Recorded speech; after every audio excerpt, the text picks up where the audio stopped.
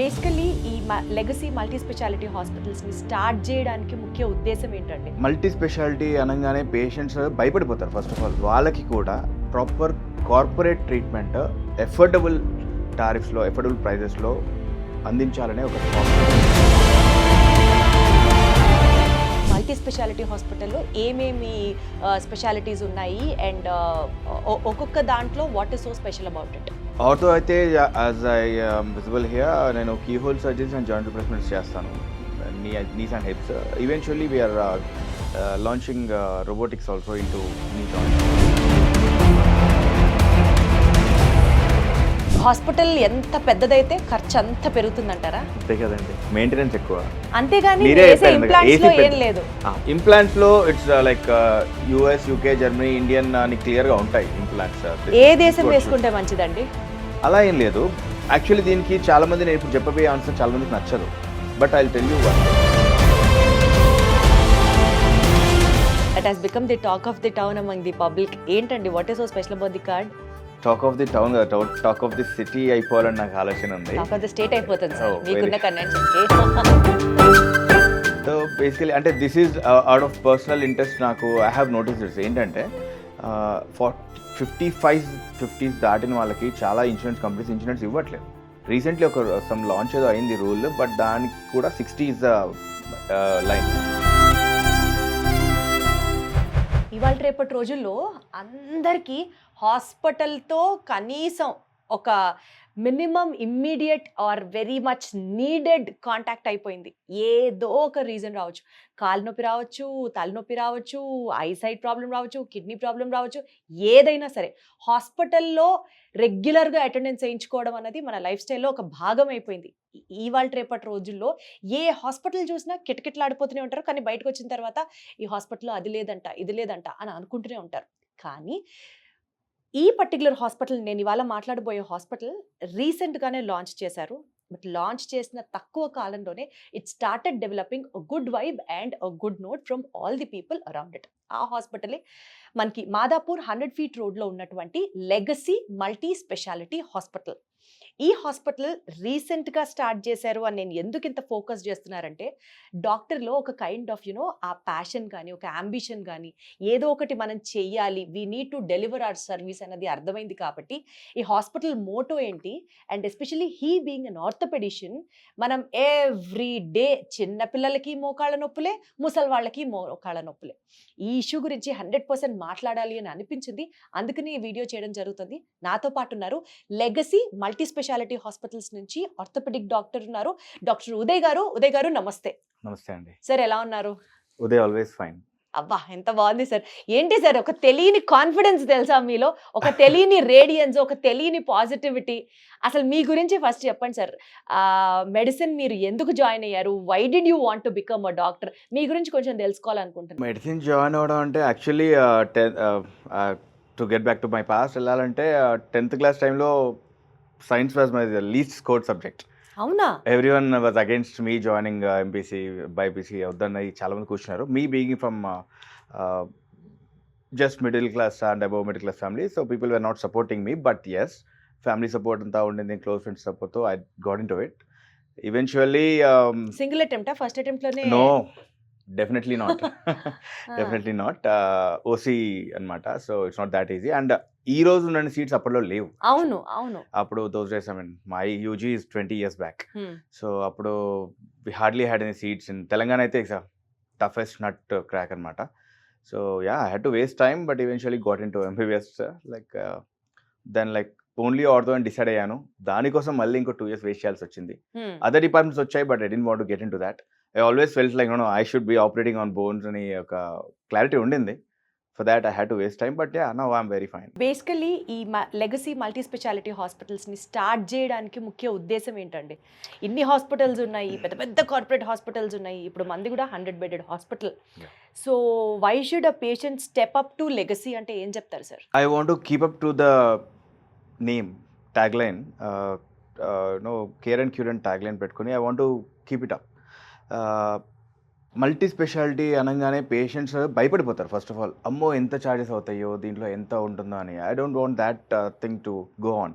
కార్పొరేట్స్కి వెళ్ళేసి లక్షల కోట్లు పెట్టేసి ఖర్చు అయిపోతుంది, అఫోర్డబిలిటీ ఇష్యూస్ తోని భయపడి చాలామంది హాస్పిటల్కి వెళ్ళిన వాళ్ళు మీరు చెప్పిన వాళ్ళకన్నా 90% భయంతో ఆగిపోయే వాళ్ళు ఎక్కువగా ఉంటారు. వాళ్ళకి కూడా ప్రాపర్ కార్పొరేట్ ట్రీట్మెంట్ ఎఫోర్డబుల్ టారిఫ్స్లో, ఎఫోర్డబుల్ ప్రైజెస్లో అందించాలనే ఒక థాట్తోని అసలు అది సాధ్యమా sir? It is possible, yes.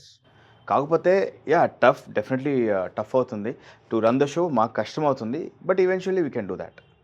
అంటే మీరు అన్నట్లు కార్పొరేట్ హాస్పిటల్లో ఆ ఏసీ ఖర్చులు, బిల్డింగ్ ఖర్చులు, డాక్టర్స్ జీతాలు, ఎక్సెట్రా ఖర్చులన్నీ వేసుకుంటే ఎఫోర్డబుల్ రేంజ్లో వైద్యం అందించడం ఎలా పాసిబుల్ అంటారు? మినీ కార్పొరేట్ అనుకోండి, టోటల్ 100 రూపీస్ అయ్యే దగ్గర మేము 60 to 70లో చేయగలగచ్చు. అంటే ఎలా ప్రాఫిట్స్ కట్ సాధ్యం down, sir? Profits cut down చేస్తారని అంటున్నారు. అంటే సర్వీస్ చేయాలి అన్న ఒక మోటోతో చెప్తున్నారా ఈ మాట, లేకపోతే తక్కువకి చేస్తే ఎక్కువ మంది వస్తారు అన్నది మీ intention? No no no no no నేను డెఫినెట్లీ ఫ్రీ అన్న పదం నమ్మను. First of all I will be very clear. నాకు అయ్యే ఖర్చుని నేను తీసుకుంటాను. I'm very clear in that. అలాని దోపిడీ చేసే ఇంట్రెస్ట్ ఉద్దేశం అయితే నాకు లేవు. నాకు మా వైఫ్ ఇద్దరికి లేవు. సో మేడం కూడా డాక్టరా? Yeah, she is an anaesthetician. Yeah, so అయ్యే ఖర్చు ఎంత చూసుకొని మన హాస్పిటల్ ఎక్స్పెన్స్ చూసుకొని ఆ టారిఫ్లో చేద్దాం అన్న థాట్తో ముందుకు వచ్చాను. Because I personally paid lakhs of money in other sectors. I know how painful it is. So అది అందరికీ అవ్వకూడదని థాట్తో వచ్చాను. సో బేసికల్గా అందుకనేనా మీ యొక్క ఆ మోటో చాలా ఆనెస్ట్గా ప్యూర్గా ఉంది కాబట్టేనా స్టార్ట్ చేసిన కొద్ది టైంలోనే people started talking so good about your hospital? Hopefully, yeah. And luckily till date, I mean, all my cases, all my surgeries were successful. So patients are very happy. And I never had to get into the market till date. Like, so patients are coming. Patients say they send cases to me. So yeah, it's going on fine. అట్లా వచ్చిన patients వేరే వాళ్ళని suggest చేసి వాళ్ళు రావడం. Exactly. So word of publicity ఎక్కువ వెళ్ళిపోతుంది అనమాట. అంతే. నైసా. సో చెప్పండి సార్, మీ హాస్పిటల్లో మల్టీ స్పెషాలిటీ హాస్పిటల్లో ఏమేమి స్పెషాలిటీస్ ఉన్నాయి అండ్ ఒక్కొక్క దాంట్లో what is so special about it? Ortho అయితే యాజ్ ఐ విజిబుల్ హియర్ నేను key hole surgeries and joint replacements చేస్తాను, knees and hips. Eventually we are launching robotics also into knee joints. Maybe down the line Feb to April మధ్యలో hip joints కూడా robotic replacements అనేది I'm planning it. And other departments అంటే surgery వచ్చేసి laparoscopies we are doing, and onco surgeon కూడా in house plan చేస్తున్నాను. So critical care team 24 hours పెడుతున్నాము. Neuro surgeries, C spine and craniotomy అంటే మెడకి తలకి సంబంధించిన సర్జన్ కూడా మన దగ్గర ఉంటున్నారు. పల్మనాలజిస్ట్, ఫిజిషియన్, గైనకాలజిస్ట్ అంటే ఎనీహౌ ఉంటారు. దట్ ఈస్ మ్యాండేట్ ఈ రోజుల్లో. అండ్ గైనకాలజిస్ట్ వచ్చేసి she specialist in infertility as well.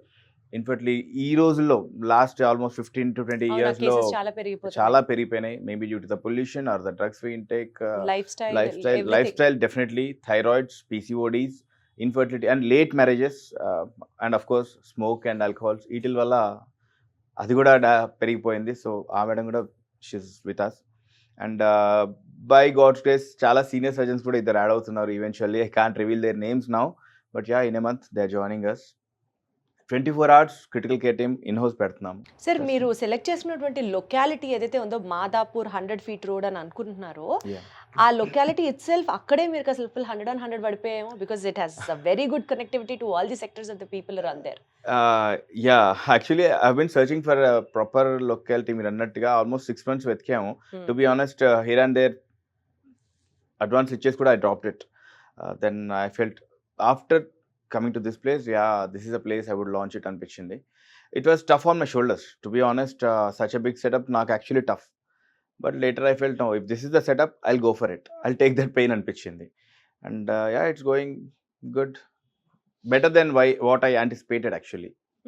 So ఏంటి sir, what were those tough moments where in which అవసరమా మనకి అని ఎప్పుడైనా అనిపించిందా మీకు? చాలాసార్లు. For example? చాలాసార్లు. Financial burden.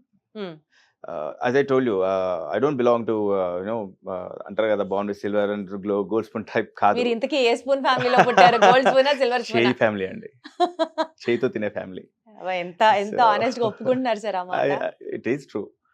సో కాదు సార్, మీరు అలా అంటున్నారు కానీ హైదరాబాద్ లాంటి మహానగరంలో మాదాపూర్ లాంటి మోస్ట్ ఎక్స్పెన్సివ్ ఏరియాలో, అంటే not most expensive but good, it is very expensive ఏరియాలో ఒక 100 bedded multi speciality hospital open చేస్తున్నారు అని అంటే అమ్మో బాగా బ్యాంక్ బ్యాలెన్స్ ఉంటేనే సాధ్యం అది అని జనరల్ గా అనుకుంటారా లేదా? పైగా ఎక్కువ ప్రాఫిట్ ఉంచుకోమంటున్నారు, సమాజానికి సేవ చేయాలన్నారు. ఈయనకి ఎన్ని బ్యాగులు వెనక లేకపోతే ఆయన ఇలా మాట్లాడతారు. ట్రస్ట్ మీ ఆనెస్ట్లీ, మీరు అన్నట్టుగా నాకు అంత డబ్బు ఉంటే నేను అసలు ఈ స్ట్రెస్ తీసుకోను. అవునా? హ్యాపీగా నేను ఏదైనా బిజినెస్ చేసుకుని బతికేస్తాను. So being into this profession and ఇన్నేళ్ళు చదివినందుకు I should do some service to my country. So individual ఈ పర్సన్ కన్నట్టు కాదు, నేను ఏదో చారిటీ చేసేస్తాను అలాంటి అబద్ధాలు చెప్పలేను. But being born in this country I want do something to my country, అంతే. దానికోసం మీరు అన్నట్టుగా చాలా స్ట్రగుల్స్ అయినాయి. I could have gone with a smaller setup అనిపించేది. టు బిగిన్ విత్ అసలు everything getting into place is not easy, tough. It's really damn tough. And I was all alone. I told you to not just admit. So మీరు ఒక్కరే start చేశారు ఇది. Later on you started adding people. Just in the process. Everyone was against ఇంత పెద్దది ఎందుకు అని. చాలా మంది, to be honest, my own family also, like ఇంత రిస్క్ ఎందుకు చేస్తున్నావు, ఎందుకు చేస్తున్నావు, నీ ధైర్యం ఏంటి అంటే నాకు నిజంగా ఆన్సర్ లేదు. రిస్క్ చేస్తున్నావు ధైర్యం ఏంటి అంటే మీరు అన్నదే ధైర్యం వచ్చేసింది అంతే. బ్యాంక్ బ్యాలెన్స్ అంటారా? Actually no. But recent past 5 to 10 years of my ప్రాక్టీస్లో నా క్లయింటల్ I never had to get into market, but I'm doing decent enough surgeries and all. నాకు మౌత్ పబ్లిసిటీతోనే ఐఎమ్ గెటింగ్ దట్ రీచ్.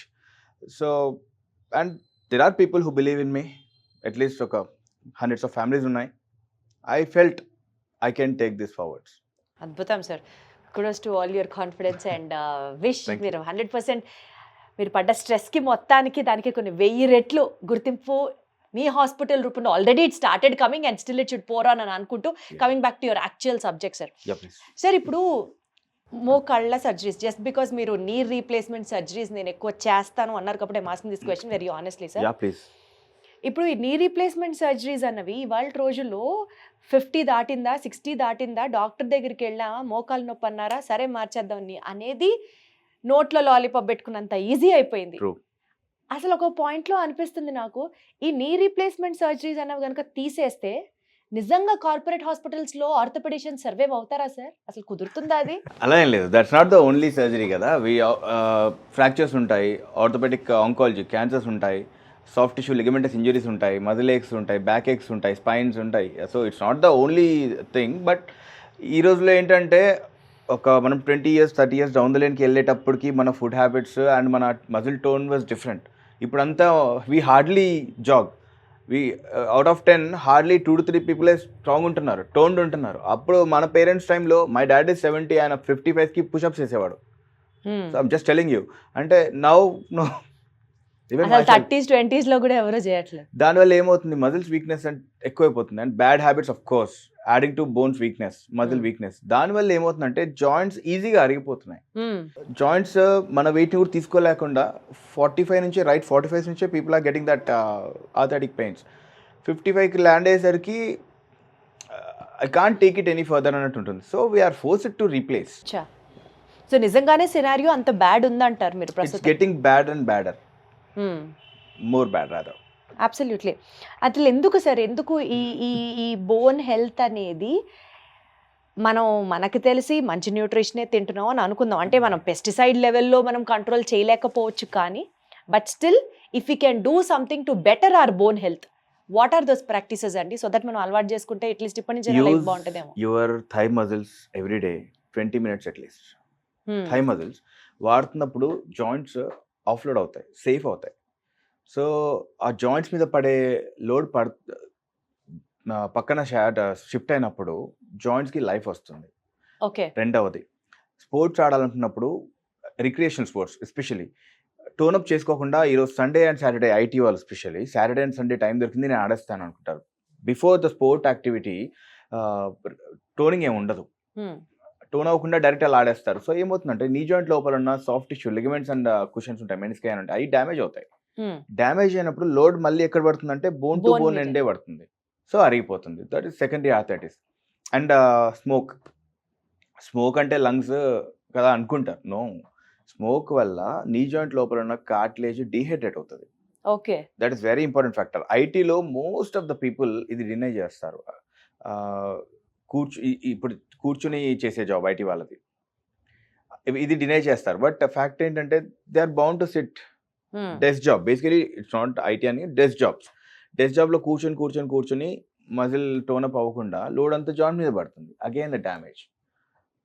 వీటన్నిటి వల్ల సెకండరీగా joint damage అవుతుంటుంది. So basically thigh మజిల్స్ని యూజ్ చేయాలి. అండ్ అలాగే మీరు చెప్పినటువంటి ఇందాకట్లాగా అంటే shuttle or whatever it is, ఆ స్పోర్ట్ యాక్టివిటీ ఏదైతే ఉంటుందో దాని ముందర టోన్ అప్ చేయడం చాలా ఇంపార్టెంట్. వాటర్ తాగాలి. And smoking obviously it's a big no for everything and so as for bone health. Sir, ఇప్పుడు మోకాళ్ళ నొప్పులు అని డాక్టర్ దగ్గరికి వెళ్ళిన తర్వాత సపోజ్ నీ రీప్లేస్మెంట్ సర్జరీ చెప్పారనుకోండి sir, do we only have that option అండి? అంటే మోకాళ్ళ రీప్లేస్మెంట్ డాక్టర్ గారు చెప్పిన తర్వాత ఇంకా రీప్లేస్మెంట్ చేసి తీరాల్సిందేనా? ఇట్ డిపెండ్స్ ఆన్ స్టేజ్ యాక్చువల్గా. ఎవ్రీథింగ్లో 0, 1, 2, 3, 4 గ్రేడింగ్ ఉంటుంది. 0, 1, 2, 3 వరకు surgery is really not needed all the time. Proper life style modifications like చెప్పాను ఇందాక, ఫిజియో ప్రాపర్గా చేస్తూ, స్క్వాటింగ్ తగ్గించేసి అంటే కింద కూర్చోవడం తగ్గించేసి, వాటర్ ఎక్కువ తాగుతూ, అవసరం ఉంటే రీసెంట్ పాస్ట్లో లక్కీగా ప్లాస్మా థెరపీ కొన్ని షార్ట్స్ వచ్చినాయి. సో వాటితో కార్టిలేజ్ని కొంచెం రిపేర్ అవుతుంది. That's not a permanent solution, but yeah it's a space filler, మనకు టైం ఇస్తుంది. వాటితో వీ కెన్ వెయిట్. సపోజ్ ఎర్లీగా వచ్చింది 45-50కే స్టార్ట్ అయిపోయింది, స్టేజ్ 2కి వెళ్ళిపోయారు అన్నప్పుడు yeah we can wait, because at least 55 is the number which I wait for. Okay. Before that, unless I'm helpless, I don't operate. Third and fourth మీరు stage, చూసుకునేటువంటి ఆ criteria ఏంటి sir? ఇప్పుడు 55 అంటున్నారు మీరు, అట్లా ఇంకా ఏంటి క్రైటీరియా నీ రీప్లేస్మెంట్ కి? Life, first thing gender. Okay. ఇప్పుడు 55 నీ జాయింట్ ఫీమేల్లో మేల్లో ఒకటే కాదు. ఓ 45లోని ఫీమేల్స్లో పెరిమెనోపాజల్ ఏజ్లో అరుగుదల స్టార్ట్ అయిపోతుంది. ఓకే. అదే అరుగుదల మగవాళ్ళకి ఆల్మోస్ట్ డికేడ్ డిఫరెన్స్ ఉంటుంది. 55లో స్టార్ట్ అవుతుంది, అట్లీస్ట్ 52 to 53 స్టార్ట్ అవుతుంది. ఓకే. సో వీళ్ళకి ఇచ్చే treatment 45 is too early for surgery. So I always try to postpone it till 50 to 55. ఎందుకు అంటే రీప్లేస్ చేస్తే వేసే ఇంప్లాంట్స్ కూడా లైఫ్ ఉంటుంది మళ్ళీ. అవును. కొన్ని ఇంప్లాంట్స్ 15 years వస్తాయి, కొన్ని ఇంప్లాంట్స్ 30 years కూడా వస్తాయి. సో పిండి కొలిది రొట్టె. ఓకే, సో సపోజ్ 45-50 రీప్లేస్ చేశారనుకోండి, take the best implant which gives you 30 years. 80 yearsకి అది మళ్ళీ అరిగిపోయే ఛాన్సెస్ ఉంటాయి. సింపుల్. సో బట్ ఇంతకుముందు ఏంటి, 10 years బ్యాక్ మన ఫీమేల్ లైఫ్ స్పాన్ ఎంత ఉందంటే 70 to 80 ఉండేది. ఇప్పుడు అది పెరిగింది. ఫీమేల్ లైఫ్ ఇప్పుడు 85 దాకా వచ్చింది అండ్ మేల్ ఈజ్ 90 దాకా వచ్చింది. Yeah medical health advancements. So మరి ఆ లాస్ట్ 10 years మళ్ళీ సఫర్ అవ్వాలిగా. సో ఇంకా I can't take it any further anymore, this is it అనుకున్నప్పుడు యా జస్ట్ ఆపరేట్. సార్, ఇప్పుడు పిండి కొద్ది రొట్టె టాపిక్ మీరు తీసుకొచ్చారు కాబట్టి అడుగుతున్నాను. ఒక హాస్పిటల్లో knee replacement surgery some X rupees, ఇంకొక హాస్పిటల్లో X², ఇంకొక హాస్పిటల్లో X³ సార్. ఇంప్లాంట్స్ అవే ఉంటాయి కదా సార్. మీరు ఒక పేదవాడికి కూడా అఫోర్డబుల్ అని మాట్లాడారు కాబట్టి నేను మిమ్మల్ని ఈ క్వశ్చన్ అడుగుతున్నాను. How do we get to know hospital ఎంత పెద్దదైతే ఖర్చు అంత పెరుగుతుందంటారా? అంతే కదండి, మెయింటెనెన్స్ ఎక్కువ. అంతేగాని ఏం లేదు. ఇంప్లాంట్స్ లో it's like US, UK, Germany, Indian అని క్లియర్ గా ఉంటాయి ఇంప్లాంట్స్. ఏ దేశం వేసుకుంటే మంచిదండి? అలా ఏం లేదు. యాక్చువల్లీ దీనికి చాలా మంది, నేను ఇప్పుడు చెప్పబోయే ఆన్సర్ చాలా మందికి నచ్చదు, but I will tell you one thing. German companies, European countries ఉన్నాయి, వాళ్ళ బోన్ సైజ్ ఇంత ఉంటుంది. వాళ్ళ ఈ బోన్ మన థై బోన్ అంత ఉంటుంది. వాళ్ళ హ్యూమరస్ బోన్ మన థై, ఫీమస్ అండ్ టిబియాస్ అంత ఉంటాయి. మనం వాళ్ళ ఇంప్లాంట్స్ వాడవచ్చు. వాళ్ళలో స్మాలెస్ట్ నీ ఇంప్లాంట్ సైజెస్ మనకి సరిపోతూ ఉంటాయి. ఓకే, ఒక్కొక్క మన ఇండియన్ సైజ్ ఏంటంటే మన కోసం డిజైన్ చేసినవి ఉంటాయి. కాకపోతే జనాలు ఇంపోర్టెడ్ ప్రిఫర్ చేస్తారు. ఓకే. రీసెంట్లీ ఒక 3 to 5 years నుండి people are trending towards Indian implants. There are few good ones also. వాటిల్లో కూడా రీసెర్చ్ బేస్డ్గా మెకానిక్స్ మార్చేసుకుని, ఇట్స్ లైక్ ఏ ఇమిటేషన్ అనుకోండి. ఇంప్లాంట్ మెకానిక్స్ని మార్చుకుంటూ ఇండియన్ డిజైన్స్ కూడా వస్తూ ఉన్నాయి.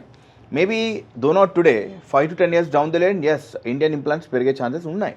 This is what I personally feel. Being basically surgeries చేసే ఆర్థోపెడిషన్ అయ్యుండి మీరేమంటారు సార్? ఇండియన్ ఇంప్లాంట్ అయినా, జర్మన్ ఇంప్లాంట్ అయినా, యూఎస్ ఇంప్లాంట్ అయినా ఒకటేనా? అంటే దాని పని అదే కదా చేసేది. కాదు, కాదా? కొంచెం డిఫరెన్స్ ఉంది. ఓ అవునా? కొంచెం డిఫరెన్స్ ఉంది. అదే చెప్పాను కదా, ఇంకో 5 to 8 years down the lane will be on par with the imported implants for sure. Few companies are doing very recent job now, researchers కూడా అండ్ మెకానిక్స్ మొత్తం మార్చేస్తున్నారు. దర్ వన్ ఇంప్లాంట్ అయితే I felt very superior to imported implant, but it's too early to decide on this things. Okay. ఇదే question మీరు 5 years తర్వాత అడిగితే maybe my answer would definitely be different. Got it sir. Sir ఇప్పుడు మోకాళ్ళ నొప్పి, quality of life దెబ్బతిన్నది, operation చేయాలి అని అన్న తర్వాత ఆ సర్జరీ జరిగిన తర్వాత రికవరీ పీరియడ్ ఏదైతే ఉంటుందో, ఒక 2 months కావచ్చు, 3 months కావచ్చు, పేషెంట్ టు పేషెంట్ వేరీ అయితే, ఈ 2 months 3 months చాలా నరకప్రాయంగా నొప్పి ఉంటుంది అని విన్నాను. అవునా? లేదండి, దట్ వాస్ మనకేమో సర్జరీకి ముందు సాయంత్రానికి నడిపించేస్తాం, రేపటికి నడిచేస్తారు అని చెప్తారు. సాయంత్రానికి నడిపించడం అనేది ఒక అబద్ధం అండి. చేయొచ్చు. అది ఎలా చేయొచ్చు అంటే అనస్థిషియాలో కొన్ని చిన్న టెక్నిక్స్ ద్వారా చేయొచ్చు, బట్ అది వాళ్ళ స్ట్రెంత్తో నడవరు. అది వాళ్ళంతటి వాళ్ళు స్ట్రెంత్తో ప్రాపర్గా ఒక నడవాలి అంటే అట్లీస్ట్ 1.5 day టైం పడుతుంది. అనస్థిషియా అంతా దిగిపోయాక మజిల్ ఆ పెయిన్ ఫీల్ అయ్యాక బరువు పెట్టడం అనేది I take it 1.5 to 2 days time. ప్రాపర్గా వితౌట్ ఎనీ సపోర్ట్ నడవడానికి 3 days పడుతుంది. 3 daysలో వాళ్ళంతటి వాళ్ళు వాకర్ పట్టుకొని వాష్రూమ్కి కమోడ్కి వెళ్ళాక then I plan the discharge. So half a day అనేది ఎలా జరుగుతుంది, ఎలా అంటే దట్ ఈస్ అనస్థిషియా టెక్నిక్ వల్ల patient per se that's not wrong అని కాదు, అంటే అది ఒక రియల్ గైడెన్స్ కాదని నా ఉద్దేశం.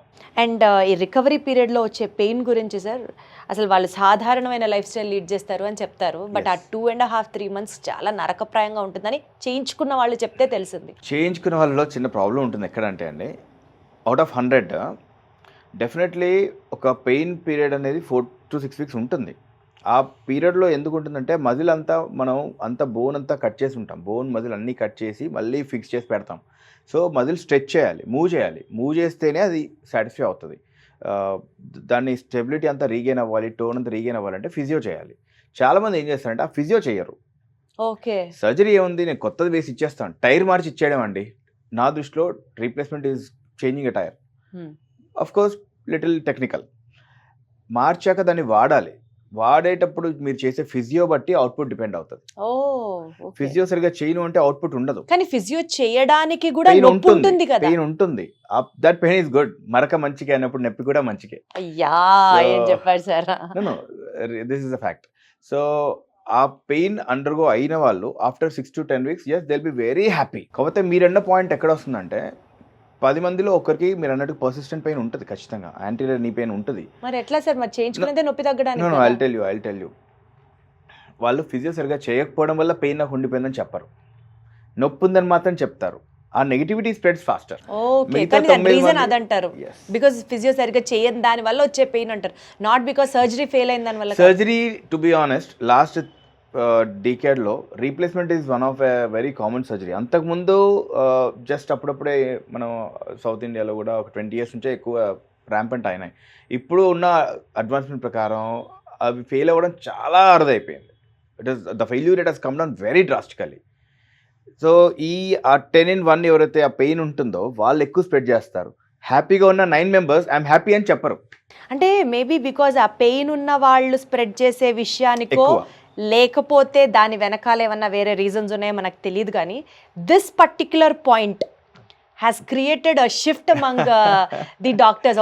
ఒక పెద్ద రైవల్ పాయింట్ అయిపోయింది ఇది. ఎందుకంటే సర్జరీ చేసినా పెయిన్ ఉంటుంది, సో సర్జరీ అవసరం లేదు, alternate means of medication like పిఆర్పీలు కానీ ఇవి చేస్తే సర్జరీని అవాయిడ్ చేయొచ్చు అని కొంతమంది ఒక వర్గం డాక్టర్లు ఆర్థోపెడిక్స్లు మాట్లాడుతున్నారు. దానికి మీ ఒపీనియన్ ఏంటి సార్? సర్జరీ అవాయిడ్ కాదు, surgery postpone. Okay, both are not same. Balakrishna గారి డైలాగ్. సో బేసిక్గా plasma works on growth factors. Growth factors ఏం చేస్తాయంటే డ్యామేజ్ అయిన టిష్యూని రీజనరేషన్ స్కోప్ ఇస్తాయి. ఓకే, లోపల cartilage, endothelial cells, angiogenic growth factors, transforming growth factors, interleukins, chondrogenous growth factors, ఇవన్నీ గ్రోత్ ఫ్యాక్టర్స్ ఉంటాయి. అవి వెళ్ళేసి నీ జాయింట్ లోపల they start the repairing process. They are not stem cells, there is a difference. They are not stem cells, they stimulate the regeneration. Okay, కానీ వాళ్ళకి నొప్పి తగ్గుతోంది కదా. తగ్గుతుంది. That's what I'm saying. See I do also give plasma. Okay it's not that I'm against it, no. అయితే that is a space filler. Okay, that's not the complete remedy అంటారు. That's stage 4లో అనుకోండి, I don't give plasma at all. So ఏ stage లో అయితే అది work out 2, అవుతుంది? 1 and 2 very fine. 3 it's a tricky game, individual patient to patient differ అవుతుంది. 4 I don't give plasma at all. ఎందుకంటే I know it doesn't help. Hardly any 1 to 2 months help ఉంటుంది. Then again it comes back. So depending on stage, deformity ఉందా లేదా, weight of the patient, and ఇక్కడ point to be noted ఏంటి అంటే it's patients own blood. ఇప్పుడు మీలో ఉన్న platelets నాలో ఉండవు. సో దీస్ గ్రోత్ ఫ్యాక్టర్స్ ఎక్కడ ఉంటాయి? ప్లేట్లెట్స్ లోపల ఉంటాయి. ఎన్ని వస్తున్నాయి కాన్సన్ట్రేషన్ అనేది it's never quantified thing. Sir మళ్ళీ దాంట్లో ఎక్స్టర్నల్ గ్రోత్ ఫ్యాక్టర్స్ కి బిల్లు పేలిపోయే రేంజ్ చేసి మరీ ఇస్తున్నారు కదా సార్. ఇది కూడా మళ్ళీ యూఎస్ గ్రోత్ ఫ్యాక్టర్లు, యూకే గ్రోత్ ఫ్యాక్టర్లు, చైనా గ్రోత్ ఫ్యాక్టర్లు ఏవో చెప్తారు కదా సార్. నేను బిజినెస్ చేసుకోలేనప్పుడు పక్కన వాళ్ళందరూ వచ్చి బిజినెస్ చేసేస్తారు. ఇండియన్ ఎకానమీని కొలగొట్టడానికి చాలా కంట్రీస్ వెయిటింగ్ లో ఉన్నాయి. ప్లాస్మా హెల్ప్ అవుతుంది స్టేజ్ 3 వరకు, ఎస్ హెల్ప్ అవుతుంది.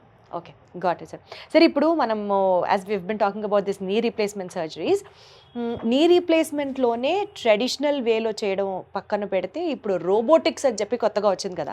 How safe is robotic surgery అండి? సేఫ్టీ వైజ్ ఎస్ సేఫే. ఒక మిషాప్ అయ్యింది లాంగ్ బ్యాక్. ఎవ్రీ సర్జరీలో చిన్న చిన్న ఇన్సిడెంట్స్ అవుతూ ఉంటాయి. And bus one went wrong, I totally agree. But అంటే మీరు చేసిన దాంట్లోనా? నో కాదు, జనరల్ గా మాట్లాడుతున్నా. somewhere else, long back. Those were initial days of robotic surgeries actually, not now. So ఏంటి, how is it different అంటే రోబోటిక్స్లో ఇప్పుడు to put it in simple term, మనం ఒక షర్ట్ కొనాలన్నప్పుడు వెళ్ళేసి సైజ్, డిజైన్, కంపెనీ అన్నీ సెలెక్ట్ చేసుకుని ట్రై చేసుకుంటాం. ట్రయల్ అక్కడ వెళ్ళి మనం కొనుక్కొని వేసుకొని చూసుకొని yes this suits me better అని సెలెక్ట్ చేసుకుంటాం. ఓకే, రెండో రకం ఒకటి ఉంటుంది, ముందే వెళ్ళేసి మన డైమెన్షన్స్ అన్నీ ఇచ్చేసి ఓకే నాకు ఏ షర్ట్ సరిపోతుంది, ఏ కలర్ సూట్ అవుతుంది, ఏ బటన్స్ కావాలి, ఎవ్రీథింగ్ డిజైన్ చేసుకుంటాం. That is tailor made, customised. This is readymade. So same way మనం రెగ్యులర్గా చేసే కన్వెన్షనల్స్ అంటే నాన్ రోబోటిక్స్ ఏంటంటే లోపలికి వెళ్ళాక మనం కట్ చేసుకుంటూ సైజులు చూసుకుంటూ బ్యాలెన్స్ చేసుకుంటూ ఇంప్లాంట్ డిసైడ్ చేస్తాం. వాట్ రోబోటిక్స్ డస్ ఈజ్ ముందు రోజే మనం సిటీ బేస్డ్ మొత్తం మెజర్మెంట్స్ అని అయిపోతాయి. దాంట్లో కట్ ఎలా పోతుంది, ఎన్ని డిగ్రీస్ కట్ అవుతుంది, ఎంత తీయాలి, వ్యారస్ ఇంత పోతుంది, వ్యాలక్స్ ఇంత పోతుంది, అండ్ ఫైనల్ ఇంప్లాంట్ సైజ్ ఎంత పడుతుంది, ఎంత పడితే మన ఫైనల్ అవుట్పుట్ ఏంటి అనేది ప్రీ డిజైన్డ్ వచ్చేస్తుంది. In fact implant size is almost pre decided. Hardly any variations ఉన్నా, చాలా మైనర్ వేరియేషన్స్ ఉంటాయి లోపలికి. మళ్ళీ దీంట్లో కూడా రోబోటిక్స్ 2 టైప్స్ ఉన్నాయి, కటింగ్, నాన్ కటింగ్ అలా ఉన్నాయి. సో కటింగ్ టైప్తో ఏంటంటే ఇప్పుడు మనం కట్ చేసే సాతో ఏదో కట్ చేస్తుందో దాంట్లో ఏంటి అంటే రోబోనే కట్ కూడా చేస్తాం. We dictate the robo. Actually robo per se totally operate చేయదు. అది ఇచ్చిన డైమెన్షన్స్ మేము యాక్సెప్ట్ చేస్తే that will cut as per what we guide. అంటే మీరు రోబో ఇద్దరు కలిసే చేయాలి. కట్ పార్ట్ సా తన చేతిలో ఉంటుంది, బట్ దాని రిమోట్ మన చేతిలో ఉంటుంది. Got it sir. ఇప్పుడు నాకు రోబోటిక్ సర్జరీస్ అన్న వెంటనే ఎప్పుడు భయం వచ్చేది ఏంటంటే, ఇప్పుడు మీరు చదవాలనుకోండి సార్, 5 ఏళ్ళు మెడిసిన్ చేస్తారు, దాని తర్వాత స్పెషాలిటీ చేస్తారు, మేము పీజీ చేస్తారు, దాని తర్వాత మళ్ళీ సూపర్ స్పెషాలిటీ చేస్తారు. ఇవన్నీ మీరు చదువుకున్నప్పుడు రోబోటిక్స్ లేదు కదా సార్? లేదు కదా. కదా, అంటే ఇప్పుడు మీరు కొత్తగా నేర్చుకొని పేషెంట్స్ మీద ఎక్స్పెరిమెంట్ చేస్తే గుండెల్ని అరచేతిలో పెట్టుకొని రావచ్చినట్టు కాదా సార్? ఎక్స్పెరిమెంట్ అలా పేషెంట్స్ ఎప్పుడు చేయము. ఫస్ట్ ఆఫ్ ఆల్ ఇది చేసే ముందు మాకు సాబోన్ మోడల్స్ ఉంటాయి. అంటే స్కెల్టన్ లాంటి ఒక మోడల్స్ తయారు చేసి ఇస్తారు. దాని మీద మేము 3D చేసేసి వస్తాం. Definitely not just me, whose ever does robotics will have to go through that. తర్వాత ఫస్ట్ సాబోన్స్ చేస్తాము, తర్వాత కెడావర్స్ చేస్తాము, తర్వాత ఇది మనిషి. ఈ సర్జరీ అని కాదండి, name any smallest of the smallest surgery కూడా ఏది కూడా డైరెక్ట్ ఎక్స్పెరిమెంట్ ఉండదు, ఎప్పటికీ ఉండదు. That's So- against the rules. హాయిగా సేఫ్గా మీరు అప్పుడు చదువుకోకపోయినా బట్ డెఫినెట్లీ ఇప్పుడు నేర్చుకొని పేషెంట్స్ మీద చేసేంత ఎక్స్పర్టైజ్ అయితే ఉంటుంది డాక్టర్స్కి. 100%. Not just me, everyone will have to have that. And మన పర్టికులర్ లెగసీ మల్టీ స్పెషాలిటీ హాస్పిటల్లో వీ డూ రోబోటిక్స్ దేర్ అండి. యా, ఆల్రెడీ చేస్తున్నాము. ఆల్రెడీ చేసేసారు. ఇన్ఫాక్ట్ ద లాంచ్ పార్టే we went with robotics. Oh wow, wonderful. ఇంకా మన దగ్గర ఉన్నటువంటి ఈ సర్జరీస్లో కీ హోల్ సర్జరీస్ అని కూడా వింటున్నాము. వాట్ ఈస్ దట్ అండి? What is the actual concept of the key hole surgery? Here I feel orthopaedics is more of tailor. చిరిగిపోయిందని కుట్టేయడమే అండి. ఇన్ లేమన్ టర్మ్స్ చిరిగిపోయింది కుట్టడమే కీ హోల్ సర్జరీ. ఓకే, కాకపోతే మొత్తం ఓపెన్ చేయకుండా 1 సెంటీమీటర్ హోల్ చేసి లోపలికి వెళ్ళేసి stitch it. అంతే. వావ్. ఈజీ అండర్స్టాండబుల్లో నాకైతే అదే అనిపిస్తుంది. సార్, ఇప్పుడు ఏది బెటర్ అంటారు? ట్రెడిషనల్ వేలో చేసుకునేటువంటి సర్జరీయా, లేకపోతే రోబోటిక్ సర్జరీయా, లేకపోతే కీ హోల్ సర్జరీయా? ఏది బెటర్, ఏది best? No key hole is totally different. మీరు అది దాని ఇండికేషన్సే డిఫరెంట్. ఓకే, అది ఓన్లీ లోపల నీ జాయింట్ లోపల డ్యామేజ్ అయిన మెనిస్కై, కార్టిలేజ్, అవి మాత్రమే చేయాలి కీ హోల్. ఎస్. కన్వెన్షనల్ రీకేర్ అంటే మొత్తం ఆర్థరైటిస్ టోటల్లీ అరిగిపోయి స్టేజ్ 4కి వచ్చేసారు. వైరస్ డిఫార్మ్ అంటే కాళ్ళు వంకర అయిపోయినాయి, లోపల కానీ బయట కానీ డివేట్ అయిపోయినాయి, నడవలేకపోతున్నారు. నడుస్తుంటే నేను ఇట్లా వ్యాడ్లో అవుతున్నాను, డక్ నడిచినట్టు నడుస్తున్నాను, లేదు దానివల్ల బ్యాక్ పెయిన్ వచ్చేస్తుంది. అలాంటి వాళ్ళకి go for replacement. Both are totally different. సరే, ఇప్పుడు మన లెగసీ హాస్పిటల్లో విన్నాను ఏదో ఒక కొత్త స్కీమ్ స్టార్ట్ చేశారంట, ఒక కార్డ్ ఇంట్రడ్యూస్ చేశారంట. That has become the talk of the town among the public. ఏంటండి, what is so special about the card? Talk of the town, talk of the city అయిపోవాలని నాకు ఆలోచన ఉంది. టాక్ ఆఫ్ ది స్టేట్ అయిపోతుంది sir మీకున్న కన్వెన్షన్కి. So basically అంటే this is out of personal interest. నాకు ఐ హ్యావ్ నోటీస్డ్ ఏంటంటే 50s దాటిన వాళ్ళకి చాలా ఇన్సూరెన్స్ కంపెనీస్ ఇన్సూరెన్స్ ఇవ్వట్లేదు. రీసెంట్లీ ఒక సమ్ లాంచ్ ఏదో అయింది రూల్, బట్ దానికి కూడా 60 is ద లైన్. సో వాళ్ళకి ఇన్సూరెన్స్ ఇవ్వని వాళ్ళకి వేరే అందరి దగ్గర డబ్బులు ఉండదండి. అలాంటప్పుడు బట్ సర్జరీ చేయాలి. వే డు దే గో? వాళ్ళ కోసం ఏంటంటే లెగసీ సీనియర్ సిటిజన్ కార్డ్ అనే ఒకటి పెట్టాం. వేరెన్ లైక్ ఒక సపోజ్ ఒక ఎక్స్ అనే అనసూయ అనే పేషెంట్ ఉన్నారు, ఆవిడకి ఇన్సూరెన్స్ లేవు బట్ సర్జరీ చేయాలి. అలాంటి వాళ్ళకి మన హాస్పిటల్ తరఫున ఇచ్చే కార్డులో ఏంటంటే కన్సల్టేషన్స్ పైన any consultations through out the year ఎన్నిసార్లు వచ్చినా సరే 50% స్ట్రైట్ కార్డ్ డిస్కౌంట్ వచ్చేస్తుంది. ఆ కార్డ్ నెంబర్ చెప్తే చాలు. అండ్ ప్రొసీజర్స్లో కూడా ఆల్మోస్ట్ 30% డిస్కౌంట్, కొన్ని ప్రొసీజర్స్ 30, కొన్ని 20 అలా వేరియబుల్ డిస్కౌంట్స్ పెట్టేస్తున్నాం. సో డెఫినెట్లీ బయటపడేదానికన్నా తక్కువగా అయ్యేటట్టుగా వే ప్లానింగ్ ఇట్. వండర్ఫుల్ అండి. అంటే ఒక పక్క పేషెంట్ సాటిస్ఫై అవుతాడు, కొంచెం డిస్కౌంట్ ఇచ్చారు నాకు అని. Yeah. ఈక్వల్లీ తక్కువ ప్రైస్లో చేయాలి అన్న మీ యొక్క ఇంటెన్షన్, సంకల్పం Sure. కూడా నెరవేరుతుంది. ఇద్దరూ లాభసాటిగానే ఉంటారు కాబట్టి 100% ఇది వర్కౌట్ అవుతుంది, అవ్వాలి అనే కోరుకుంటున్నాను నేను కూడా. Sir, to conclude our interview, being an orthopaedician, మీరు చాలా మందిని చూస్తున్నారు, మారుతున్న లైఫ్ స్టైల్ని చూస్తున్నారు. Top 5 best practices for a healthy life style, for a healthy bone health అంటే ఏం చెప్తారు సార్? Water, sleep. వాటర్కి బోన్స్కి సంబంధం ఏంటి సార్? కార్టిలేజ్ జాయింట్స్లో ఉండే అవునా? కార్టిలేజ్కి నీరు పోయకపోతే డ్రై అయిపోతుంది. ఏవో మందులు ఇస్తున్నారు కదా సార్, మల్టీవిటమిన్ టాబ్లెట్ లాంటివి వేసుకుంటే Natural గా గుజ్జు వచ్చే- పెరుగుతుంది అంటున్నారు కదా సార్. న్యాచురల్ గా వచ్చే వాటర్ ను వదిలేసి కెమికల్స్ ఎందుకంటే తీసుకోవాలి? మంచి నీళ్లు బోన్ హెల్త్ కి అవసరమా? Oh my God. Joint health కి. Okay. So water sufficient. Sleep. Sir, ప్రతిరోజు వైటమిన్ డి వేసేసుకుంటే బోన్ స్ట్రాంగ్ ఉంటాయి సార్? కెమికల్ ఎందుకండి వేసుకోవడం? సన్లైట్ కింద పని చేయండి 20 minutes చాలు కదా. Super sir, super. Okay. Vitamin D 20 years back లేదు కదా కాన్సెప్ట్. అందరు ఇప్పుడు ఎందుకు వేసుకుంటున్నాం? ఎందుకంటే ఇప్పుడే తగ్గిపోయింది సార్ ఎండ. ఎందుకు మనకి తగ్గింది? మనమే వెళ్ళట్లేదు అంటారా? అంతే, మనం వెళ్ళట్లేదండి ఎండలోకి. సన్ అక్కడే ఉన్నాడుగా, వీఆర్ నాట్ యూజింగ్ హిమ్ అంతే. Absolutely. So I believe sunlight, water, sleep, physical activity, no smoke. చాలు సార్, లైఫ్ బిందాస్. నాకు తెలిసి ఇది ఓన్లీ ఫర్ బోన్ హెల్త్ కాదు, మొత్తం ఆరోగ్యంగా ఉండడానికే పనికొచ్చేవి ఇవన్నీ. ఇవన్నీ actually indirectly it helps in all around stabilization of the body. And if you have to recommend proper food, ఏం చెప్తారు sir? Best food for bone health అంటే ఏం చెప్తారు? బోన్ హెల్త్కి ఎవ్రీథింగ్.